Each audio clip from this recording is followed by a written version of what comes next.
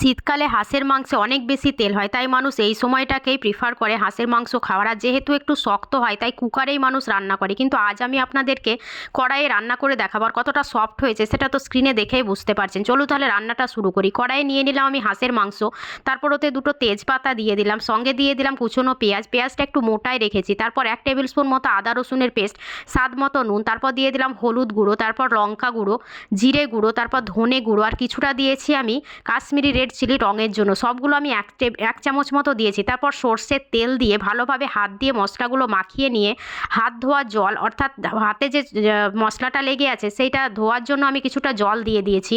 এবার আমি এটাকে গ্যাসের উনুনে চাপিয়ে দিয়েছি, ঢাকা দিয়ে মাংসটা রান্না করব। 10 মিনিট ঢাকা দিয়ে রান্না করার পর একবার দেখুন যে কতটা তেল বেরিয়েছে। এতটা তেল কিন্তু আমি দিইনি, এটা কিন্তু মাংস থেকেই বেরিয়েছে এই তেলটা। এবার ঢাকা দিয়ে রান্না করতে করতে দেখুন পেঁয়াজটা পুরো গলে গেছে। এবার আমি মাংসটা সেদ্ধ হওয়ার জন্য 2 গ্লাস মতো জল অ্যাড করে দিয়েছি। এই জলটাতেই কিন্তু মাংসটা সেদ্ধ হয়ে যাবে।